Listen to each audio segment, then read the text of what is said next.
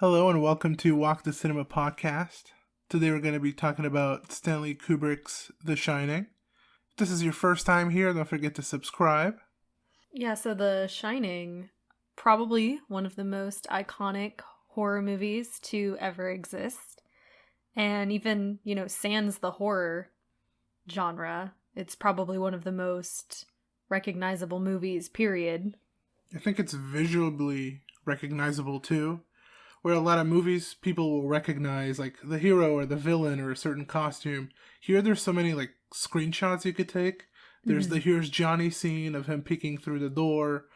There's Shelley Duvall holding on to the knife for dear life. There's the frozen Jack Nicholson at the end. There's the twins in the hallway. There's the blood coming off of the elevator. There's the kid riding the tricycle. There's just so many shots that are instantly recognizable and striking. Yeah, I would 100% agree with that. And I mean, you can kind of see that this movie was kind of a conglomerate of a lot of past movies. We talked, some of them horror, Yeah, we talked earlier in this month of October about Phantom Carriage, which is the direct inspiration for the breaking down the door scene. Yeah.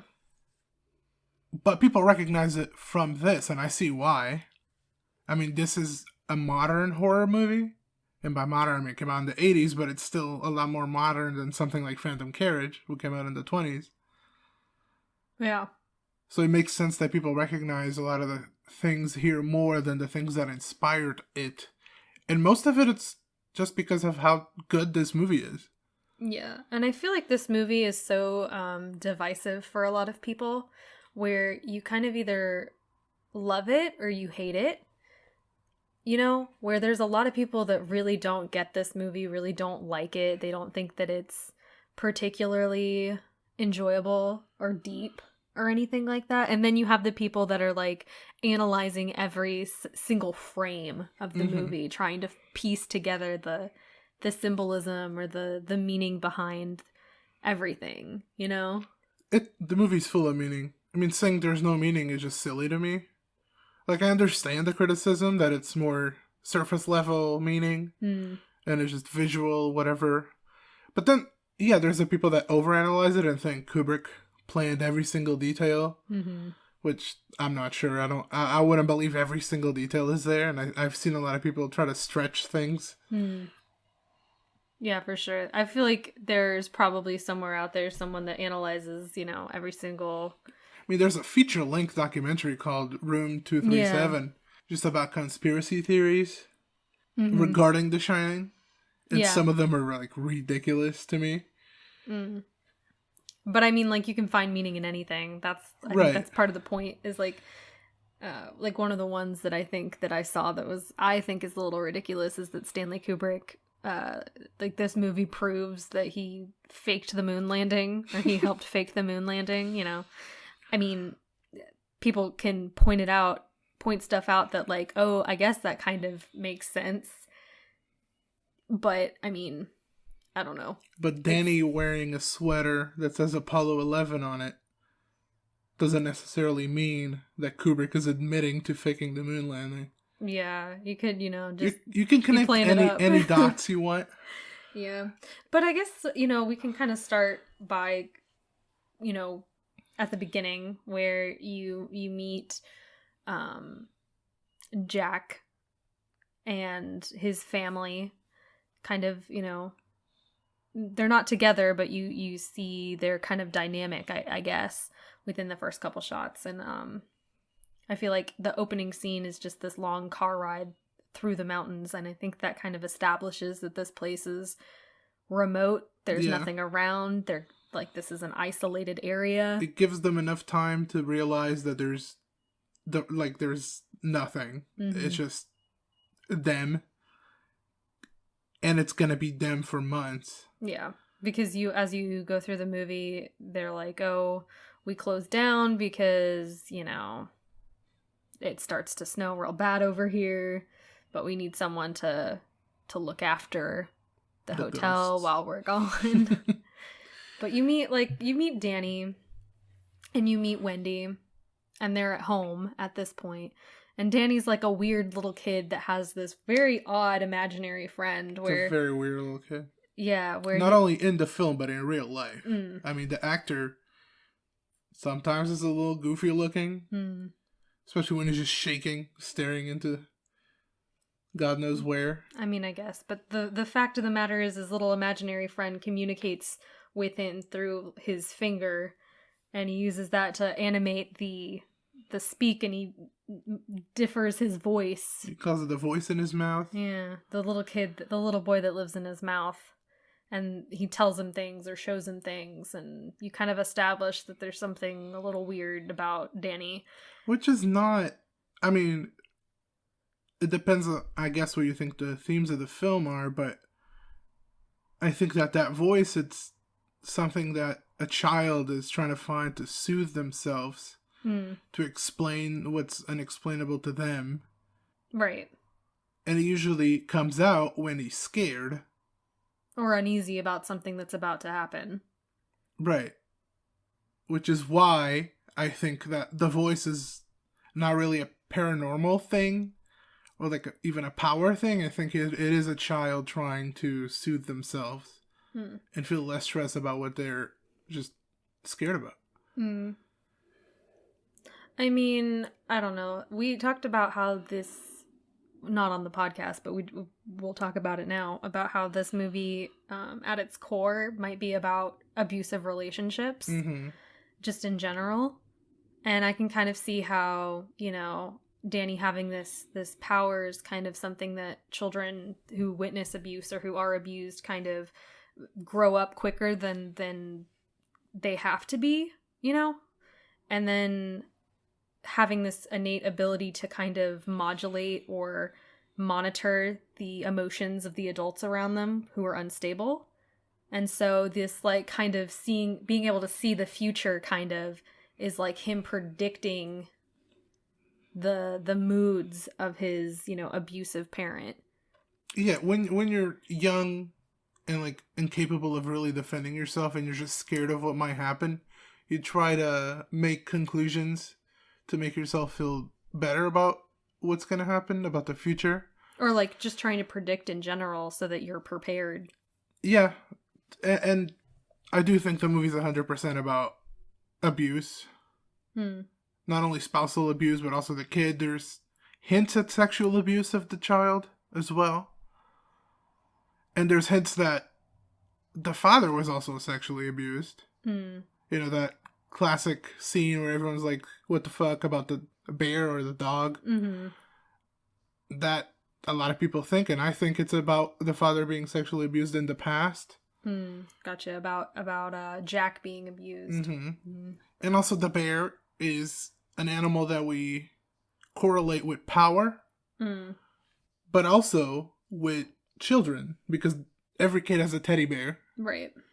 So I think there's a lot of hinting at that, but there's a lot of hinting at a lot of things. It's not an easy movie to analyze. Yeah, for sure. But if we like want to take it through the abuse or through the lens of being in an abusive relationship or in an abusive household, we can like do that. And that way, you know, we can talk about the movie. We're also giving like our interpretation of it. Yeah, this is just our interpretation. It's not a set in stone. This is what the movie's about. Analysis of it. But so we kind of established at the beginning that something happened between Danny and Jack where Jack ended up breaking Danny's arm essentially after he yanked him, and Wendy is trying to talk to the doctor about it and making excuses for it, like he was drunk. Yeah, 100%. He didn't mean to do it. It's like you do it so often, you're just pulling a kid, and then, you know, you start getting used to it, you slack off, and then you hurt him on accident. Yeah. Just excuses. It's typical of that situation. And I think the story is about her to me, and it is about the situation that she's in, and the literal situation. They're in a hotel and she can't get out, and that's correlates to the mental situation where she can't get out under the grip of an abusive husband. Yeah. And so they end up going to the hotel. It kind of does like a time skip where, well, before we get to the time skip, they meet, you know, Scatman. Yes, I can't think of his name in the movie. They meet Halloran, and he kind of understands that Danny has this special gift. Yeah. Where I think like the movie is still about like abuse or abusive relationships, but then like, you know, at face value, like they do have this kind of magical, supernatural power where it's like I don't think that this movie is intended to be like, oh, nothing was real, you know, like it's all about the abuse. I think it's still in the backdrop that Danny has this ability, you know, but then, you know, we're still having this filter over it where it's still about just abuse in general. But anyway, so he recognizes that, so we have this established connection that they both understand that they have this sort of shine power. Which is the title of the film. Yeah. And then we have our time skip where it's a month later. They've been living here isolated for a month and everything is, you know, normal. We haven't gotten the sense that there has been anything wrong, you know. I mean, there's since an uneasy feeling, sure, but they seem to be interacting normally. And so as this starts to progress, Danny starts seeing, you know, these visions of these two girls, hearing voices, being drawn to room 237, that kind of thing. Which all of that is the past of the hotel, which we're told earlier. The murders that happened there. Where another father murdered his wife and children. Which makes the ghosts be like the, not literal ghosts, but more of the ghost of abuse, where it's always happening. And it never disappears. Yeah. There's always like a tint on it. Yeah. But so, you know, I think when we're taking Wendy as our protagonist, she tries to make her husband happy, like by bringing him food or, you know. But she always feels distant. Yeah. It feels like she feels unsafe or like unsure. If she says anything wrong, he might like snap back. Which is a terrible situation to be in. And I feel like everyone has been in that situation, even if not with your parents or with someone you're dating. I mean, at school or at work. Yeah. Where you're always scared of someone, like, just snapping. They're just a sentence away from attacking you verbally. Yeah. And so she's always has that, like, kind of fear. And you kind of see that, like, Jack is kind of always on edge, too. Where he kind of, like, snaps at her when she tries to bring him... when she interrupts his work and he's blaming her for all the things and, you know, she's just like, I'm sorry, I didn't mean to, you know. It's definitely like textbook definition of an abusive relationship. It's you're just waiting for her to do something you could pick at. Yeah. And it doesn't matter what it is at that point. It's just something where you can blame her for it. Yeah. And then it just, you know, escalates as the movie goes. Yeah. 2 hours, 30 minutes, something like that. Yeah, it's just like this steady buildup of like they're all starting to experience like weird things in the hotel and then also trying to like maintain this functioning family, but they're not because there's always this looming thing that happened with Danny and Jack. And so, you know, Wendy is like, kind of is at the point where she's at the ultimatum type thing where if you ever do that again, I'm leaving you. And Jack has been able to kind of keep his temper down up until this point, which it's been 3 years, I believe, I think he says it's been 3 years since that happened. And he hasn't touched a drink since then, hasn't done that. And it's kind of like, I don't know. In when you're an alcoholic, like you can have, you know, moments of reminiscence and relapse. And so, I guess that's kind of what happens. Yeah, it's a relapse, but not really because technically there's no alcohol in the hotel, so it might be more of a fantasy of his. Yeah, or he's just seeing ghosts. Yeah, I mean, I think that they are like seeing ghosts in the story. Like, I think that is kind of true because they all see it at the. But the ghosts, again, I don't think they're literal ghosts. I think it's the ghosts that haunt him personally. He has the ghost of the previous alcoholic he was, and the ghost of just having a bartender he's kind of friendly with. I mean, I don't know. It's definitely a hard movie to like piece together Yeah, everything. there's no certainty. And I think that's why I like this movie so much, is because it always makes me think when I watch it. I think this was the You know? first movie for me. When I watched it, I was like, damn, this means something. And that's what always makes me think of The Shining in different occasions. Yeah. Because I think the first time we watched it together, we were talking about it for 2-3 days. Yeah. Trying to figure something out. Like, I can't fall asleep because I'm thinking about what this means. Yeah. Or like why they ended up doing this, or why that made sense. And it's kind of hard to like get into the mind of Stanley Kubrick, because he's kind of crazy, I would say. He's kind of, even on set, he does kind of crazy stuff. Yeah. Neurotic. Yeah, and he gets all the praise for this movie, which I know some people don't love. Yeah. And I mean, at the time, people hated. It got 2 Razzie nominations, for worst director. And Stephen King hated it. Yeah. And then Shelley got her worst actress, which I think is so unfair, because I really don't think that she's bad in this. I think that she's playing it distant, and that doesn't come across to everyone. Yeah. And it can come across as, oh, she's not very good, because she's supposed to be talking to her husband, and she kind of feels like she's not in the room. Yeah, and it's like I think that's the point, and it like makes so much sense to me, because if you've ever like been in interactions with people that have been in abusive relationships, like that's kind of how they act to their significant other, or like whoever that they are. Yeah, if you're in a loving relationship, you're not used to that. We talk like friends. We talk like we're close to each other, and we're not scared of saying anything. Yeah. When someone is scared of saying a word that might come off wrong, and that will ruin their week or their day, they're going to act different. And I think she portrays that. And I think Kubrick got that out of her, but she's still the one that did it. She's the one that was in front of camera, had to do it. Same for Jack. The child actor is fine. Again, I think he comes off a little goofy.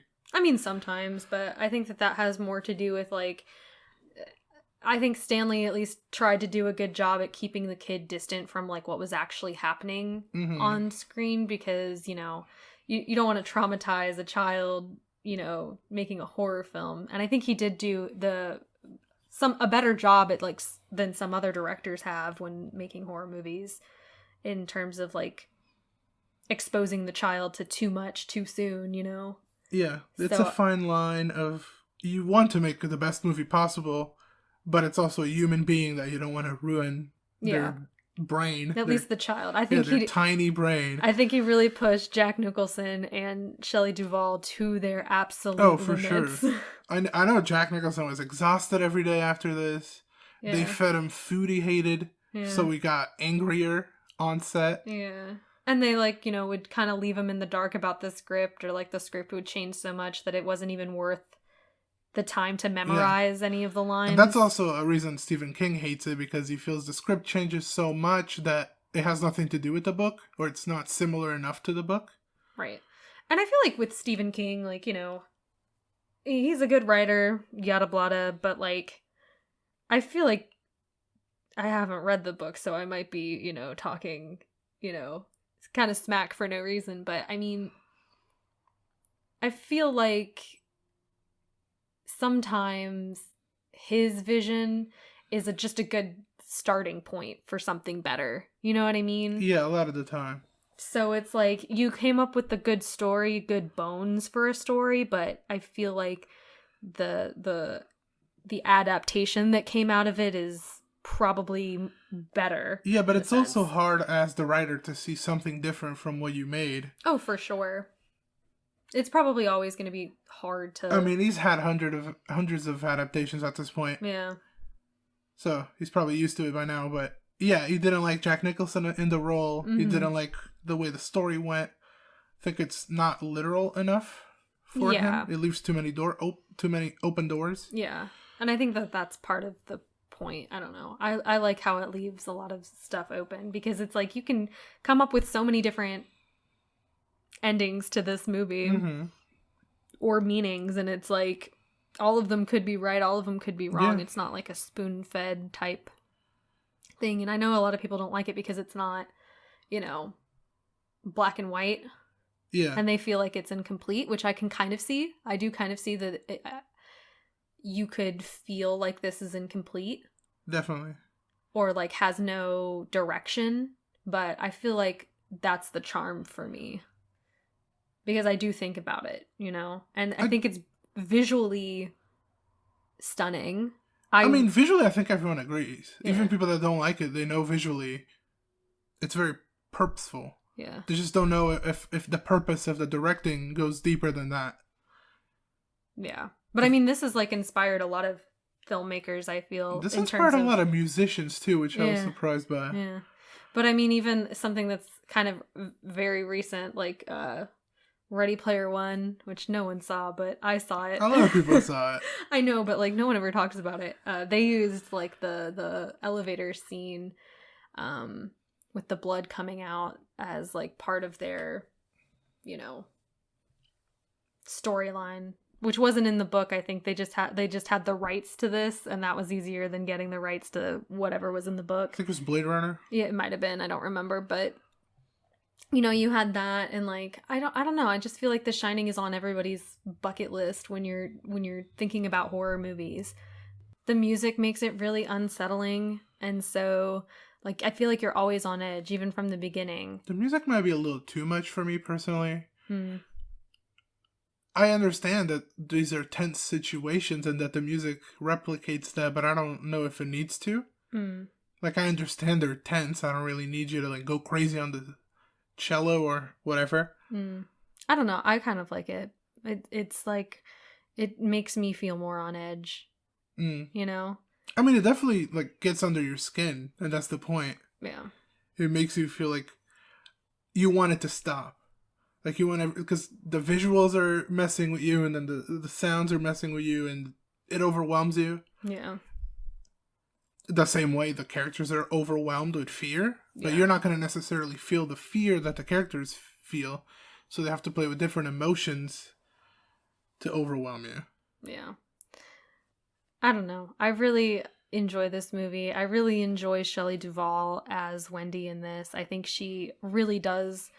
She doesn't, I won't say she carries the film because, you know, Jack Nicholson also does like a stellar performance, but I think that she really puts into perspective like how she feels as a mother going through this situation where she's in this kind of abusive relationship with her husband, where she feels like she can't leave. She's isolated both with him mentally and physically, where she can't really talk to anybody. There's even instances of like when Danny kind of reaches out to Holloway or whatever his name is. I keep forgetting. But anyway, Scatman. He reaches out to Scatman and brings like an outside source into the situation. Jack sees the vision and they're talking about, you know, your son is bringing somebody into this situation. You need to deal with your wife and child, you know? Because, you know, to any outsider, you can obviously tell that this is abusive. Yeah, there's no explaining it to an outsider, and abusers know that. They know they can manipulate the people they abuse and explain it in a certain way, but an outsider's not going to buy any of it. Exactly, and so they have to be dealt with. That's the only way that they can kind of preserve this. And so, you know, she's doing like Wendy is doing her best to kind of protect her son. And when she thinks that Jack injured Danny again with the scratches on the neck and like the ripped sweater and stuff like that, you know, she immediately is like takes Danny away from him. And which is the right thing to do. Yeah. And then, you know, as the story progresses, she finds out that her husband is actually going insane. She sees the all work and no play makes Jack a dull boy over and over again. And it's like, at that point, like, it's kind of, he hasn't been working on anything. What has he been doing? She's been the one that's been keeping this place afloat, even though it's his job. She's like the backbone of this hotel, this relationship. She cooks, she does everything. He sits there, plays with his tennis ball, fantasizes about women in bathtubs, fantasizes about killing his family. Yeah, fantasizes about drinking. All he does is like sit there and think about all these things, and then in this conversation he talks about how she ruins everything and that he's gonna bash her brains in and stuff. And like, that's when, that's like the true snap, is that he's going to kill her 100%, and he's going to kill their child too. Yeah. That's when she goes into badass mom mode. Yeah. Which people are always like, she's, she kind of just stands there while he rips open the door, but I'm kind of like, well, what, at that point, what do you do? Yeah, you're gonna get in front of it? Yeah, like, what do you want her to do? She tried to run away. She can't fit through the window. Yeah, she got her son out. So she might as well just sit there and kind of, wait. She's got a knife. Yeah. It's the best she could do at that point. Yeah. And that scene is from Phantom Carriage, and in Phantom Carriage, it's even worse. Yeah. She just passes out. Yeah. And the kids are just like yelling. What do we do? Like they're scared. But then, I mean, different situation. He sees her and he feels bad. Yeah, and this, he's kind of too far gone, and yeah. Luckily, Scatman arrives, so, So he gets unfortunately, he gets killed, but, at least Shelley and her, Wendy and her son survive this ordeal, and,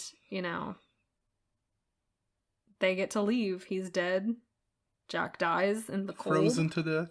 And then, just to kind of wrap it up, I know we haven't really talked about anything in particular about this because it's just so all over the place, but at the end we have the picture of Jack Nicholson in the 1920s at the party. Mm-hmm. And I feel like that inclusion, I think, makes this movie as confusing. Yeah, I think that was the point. I think Kubrick knew exactly what he was doing, and he knew people were going to be like, wait, what does that mean? Yeah. And then nothing, just black screen. Yeah. And so I don't know if he did that to troll people or 100%, I think. 100% he did. But then, like, it's kind of like, well, that seems like a cop-out, It's like the most vague of hints. Mm-hmm. I think he implies that that abuse doesn't die. It just reincarnates. Mm-hmm. And that people that were abused as children tend to be abusers to some extent. Right. And it's just, the hotel is full of history of abuse. Mm-hmm. The family is full of history of abuse, if you buy into that Jack got abused by his father. Right. So it's just a cycle of abuse. And I think that's what the picture shows to me. That the abuse reincarnated in a different person. Right. And is just being passed down, kind of. I can see that. That abuse brews abuse, and it continues that way. And violence brews more violence. That's my opinion. I mean, of course, there's thousands, and they're all valid to some extent. Yeah. If you think it's just a ghost story, then it's just a ghost story. Yeah. And it's definitely a scary ghost story. It's not something like we were talking about if we ever were in a situation where we were in this big, huge hotel with us and whatever kids we may have, like how we would do. And I feel like I'd be scared. Like, I would not enjoy it. Because even though, like, even if, like, the place wasn't haunted, like, I'd still feel like it was a big place where anything could hide. And that would freak me out. Right. Check every bathtub for a dead ghost. Right. Or just, running. Just anything that's, like, creepy. I just wouldn't enjoy it. I would not be happy to be there. No, it's definitely a scary place to be all alone for so long. Mm-hmm. Especially in the winter, there's literal no escape. Yeah. In the summer, I guess you could run down the mountains. You could, or at least you could call somebody to come get you. Like, there's options, but, at this point, you're kind of all alone. No one there. But anyway, let's give our ratings and we'll wrap this up. Yeah. What'd you give it? I don't think it's a perfect movie. I think it's very, very good. I give it a 9 out of 10. I would have done certain things different. For sure. But you also can't criticize what was done and the intent. I guess you could criticize the intent, but I won't. I love it. I think it's great. Excited to watch it again and come up with more theories. Yeah, and I think that I increased my rating. I did give it an 8 when I first watched it, but now I decided to give it a 9 because I just think it's so entertaining, and it's a movie that I've thought about constantly since the first time that I watched it, that I think it kind of deserves a bump up just in terms of like enjoyability. And like, it's a 2.5 hour movie, but it really doesn't feel like I sat and watched a 2.5 hour movie. It like really goes by pretty quickly for Yeah. me. I think it starts in a riveting way where you're like, Intrigued. You're just yeah, intrigued. you're just intrigued because they're explaining the story of the hotel and all of that, and you're just immediately captivated. At least I was, and it did manage to keep that up all the way through. And it's my favorite Kubrick film. I know I never gave a Kubrick film a 10 out of 10. Yeah, so true. I don't know if it's my favorite because I've only seen a couple, but definitely my favorite out of the ones that I've seen, which is 2. So I don't know. They're both of the ones that I've seen are very compelling, and I can't really say anything bad about them. So This is the second Kubrick we've covered. yeah. Covered 2001: A Space Odyssey. We've covered other Stephen King adaptations. We just did The Mist recently. Yeah. So if you want to go check those out, you can, and we will see you next time with our final movie that we're covering for October.